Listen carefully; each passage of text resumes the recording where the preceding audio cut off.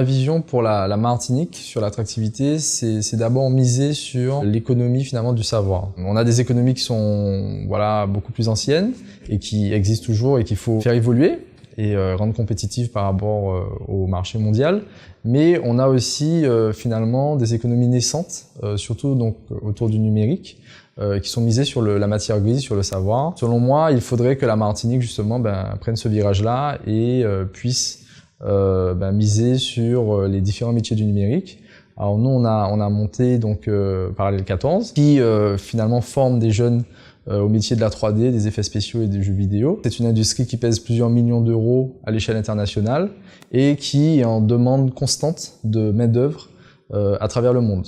C'est pour ça qu'aujourd'hui, dans les grands studios internationaux, il y a des Espagnols, des Brésiliens, des Australiens, etc.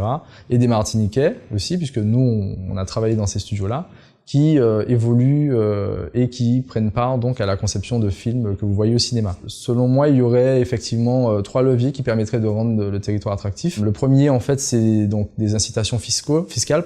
Le deuxième levier, c'est aussi des crédits d'impôt qu'on pourrait offrir donc aux entreprises qui voudraient donc s'installer. Et puis la main-d'œuvre qualifiée donc sur place, pour ne pas avoir à importer encore donc de la main-d'œuvre et qu'on va devoir payer. Donc là, sur place, on aura donc notamment à travers Parallèle 14, des gens qui sont qualifiés, qui pourront donc répondre à la demande des studios internationaux. Si la Martinique ou la Guadeloupe ou la Guyane deviennent des terres où on peut justement concevoir des effets spéciaux, être créatif, selon nous, en tout cas, ça permettrait d'attirer des grands leaders internationaux qui travaillent dans ces domaines-là, et parce qu'ils justement ils identifieraient la Martinique, la Guadeloupe ou la Guyane comme des territoires où ils peuvent implanter leurs studios, bénéficier de mesures intéressantes et bien sûr sous condition d'employer des jeunes et du coup favoriser l'émergence de studios aussi locaux qui pourraient sous-traiter avec elles.